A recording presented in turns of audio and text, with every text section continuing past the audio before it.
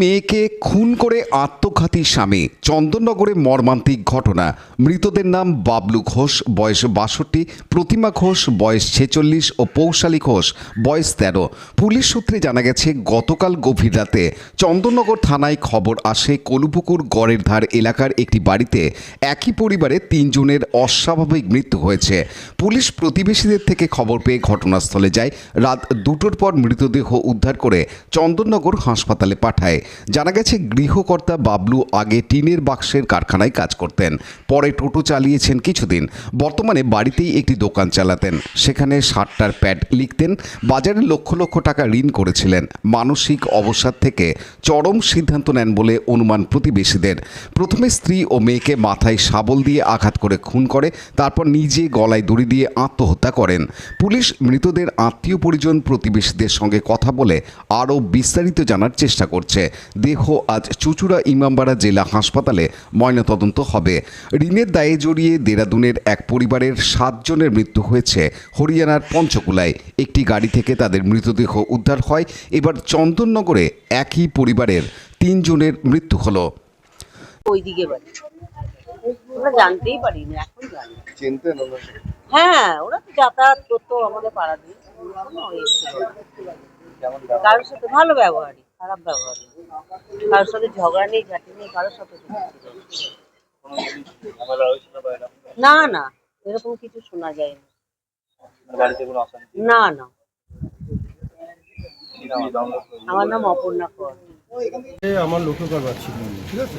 লোকের কারবার থেকে ও যখন চলে গেছে তখন আমি দেখভাল করতাম। কারবারটা, সরকার কারবারটা আমার না। তখন টাকা পয়সা করে আমি বললো আমি কিছু গয়নাগাটি নেবো, বলতো না আমি টাকাটা দিই, আমি আস্তে আস্তে দেবো। 6 লাখ টাকার মধ্যে 2,25,000 টাকা দিয়ে 2,25,000 দিয়ে টাকাটা। কত টাকা আপনি দিয়েছিলেন? 6 লাখ। মানে ওটা কি লোটোর কারবারের সময় নাকি কতদিন আগে? এটা 60 টাকা যখন চালু করে গয়নাগাটি কিনেছে।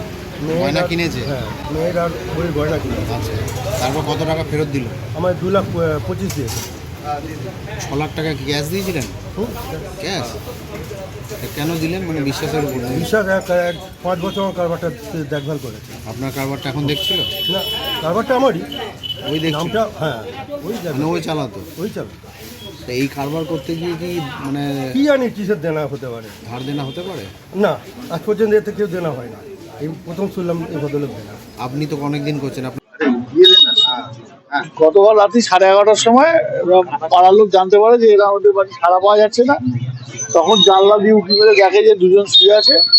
তারপরে যথারীতি রাত্রিবেলা পুলিশকে খবর দেয়।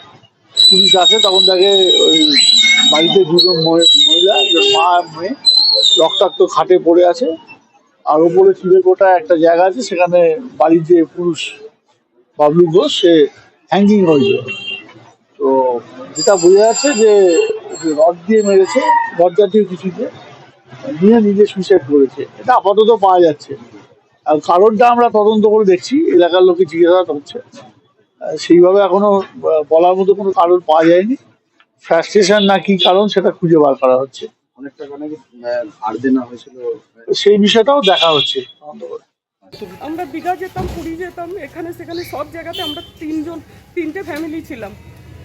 5টা বন্ধু আমরা মেয়েদের মধ্যে। তাদের মধ্যে আমাদের 3টে ফ্যামিলিতে খুব ছিল, ঘনিষ্ঠ ছিল। যেখানে যাওয়ার আমরা সব ওইখানে ওদের সব 3টে ফ্যামিলি মিলেই যেতাম। কি শুনলেন আপনি? শুনলাম তো, দেখলাম, এসে দেখছি। কি দেখলেন? আমাকে রাত্রিরে ফোন করেছিল আমার এক বান্ধবী, বললো তারপর আমি ফোন করছি, ফোন বন্ধ। দুজনের ফোন করছি বন্ধ। তারপর ওনার ভাইপো গেছিলো, ভাইপো গিয়ে আমাকে বললো, তখন আমি ছুটে এসেছি। কি দেখলেন এসে দেখছি যে তখন ওরা ভাঙাভাঙি করলো, তখন দেখছি যে এরকম শুয়ে। এমনি আমি দেখিনি, অন্যদিন তখন দেখতে আমি পারবো না, ওই আমি দেখিনি। অন্যদিন রোজই ফোন করেন? রোজই ফোন করি, আমরা কথা বলি, আমরা আড্ডাও মারি সব একসাথে। কতদিন আগে বেড়াতে গেছিলেন? বেড়াতে গেছিলাম, গত বছরে গেছি এই সময়তেই আমরা পুরীতে। আপনার সঙ্গে শেষ কবে কথা? পুরীতে কবে কথা হয়েছে? শেষ কথা হয়েছে 1 সপ্তাহ আগে। কার সঙ্গে? ওর দিদির সাথে।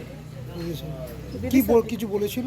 না, ওইসব নিয়ে আমাদের সাথে কোনো আলোচনা হয়নি, যে এই সংসারে অশান্তি বা কিছুই হয়নি। 1 সপ্তাহ ধরে আমরা তার সাথে কথা নেই। কালকে বুধবার গেছি।